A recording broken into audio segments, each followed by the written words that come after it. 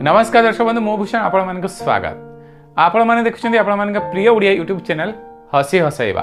दर्शक बंधु एबे जो ऋतु परिवर्तन होची या पूर्व शीत ऋतु थिला एबे ग्रीष्म आसुची। ये जो मझी समय रे आपण माने विभिन्न प्रकार रोग रे आक्रांत होइतांती आ जो रोग रे आपण माने बहुत मात्रा रे आक्रांत होइतांती सी होची आपण मानकर ठंडा काश ज्वर। ए समस्त रोग रु आपण माने केमिति घरोई उपचार करे ठीक हेई परिबे से विषय वीडियो आपण मानक मु कहि रखिबी।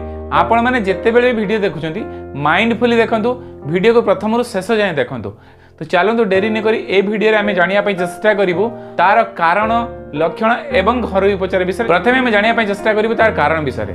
सो दर्शक कारण विषय तो आपण मान कहि रखिछि जेते बेले भी ऋतु परिवर्तन हुए तो से समय आपण माने विभिन्न रोग रे आक्रांत होइताती, किंतु जेते बेले शीत ऋतु सरी जाए ग्रीष्म ऋतु आसे तो से समय आपण माने ठंडा काश ज्वर रे आपण माने आक्रांत होइतांती। एबे चलंतु आमे जानिया पई चेष्टा करिवु यार लक्षण विषय। तो दर्शक जेते बेले भी आपण माने को ठंडा काश ज्वर हबो तो आपण माने केबे भलो लागिबोनी। ज्वर जेते बेले हबो सब बेले आपनकर टेम्परेचर समान रहइबोनी। समय समय आपण मानकर टेम्परेचर कमी जिवो एवं समय समय आपनकर टेम्परेचर बढ़ी जिवो।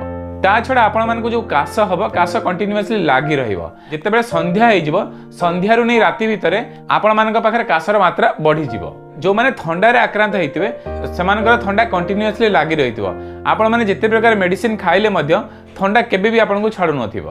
ता सहित आपण मानकर मुंड बिंधा हेबो एवं आपण को किते बेले भी भलो लागिबोनी। एमिति करी आहुरी गुडाय लक्षण आपण पाखरे देखा जिवो। तो एबे चलंतु आमे जानि रखिबु यार घरोई उपचार विषय। सो दर्शक घरोई उपचार करिवा पूर्व मु आपण मान कहि रखिबी आपण मानकर किछि खाद्य पेयठु आपण माने दूरे रहिबे। जेमिति कि पाचिला कदली खाइबेनी, काकुड़ी खाइबेनी, दही खाइबेनी, ता सहित जेते प्रकार एलर्जी होतुवा पनीपरिबा खाइबेनी, माछ मांस अंडा एई सब किछि खाइबेनी। सो दर्शक बंधु ए सब खाद्यठु आपण माने दूरे रहिबे। दूरे रहिला परे ए जो मु तीनोटी टिप्स आपण मान कहबी से टिप्स को आपण माने करिवे। टिप्स नंबर 1 जेते बेले आपण माने राति रे सोइबे सोइला समय कोन करिवे देसी गाई घियो नेबे ताको उषम करिवे। उषम कला परे आपण नाकपुडारे दुई दुईटी ड्रॉप आपण दुई नाकपुडारे पकेइबे। से दर्शक जेते बेले घियो पकेइबे नाकपुडारे निश्वास माध्यम रे टिकिए भीतर को टाणी नेबे। ये थिला टिप्स नंबर 1।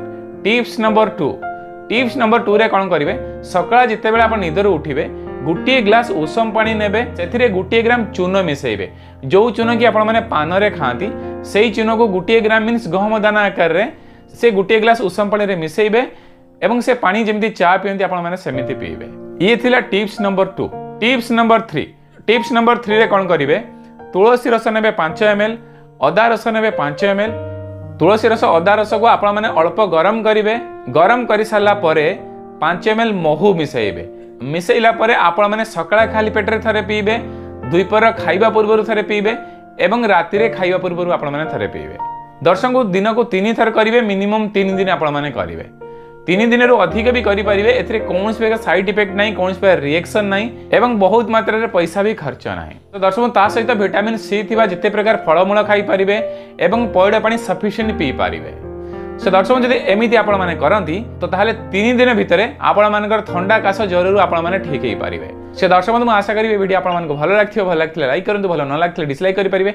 आउ जदि एमिति प्रकार वीडियो देखिया पय चाहतांती तो ताहाले ए चैनल को सब्सक्राइब करी पाखर थिया बेल आइकन प्रेस कर देबे। से दर्शक बंधु ए वीडियो एतिकी। नमस्कार, जय हिंद।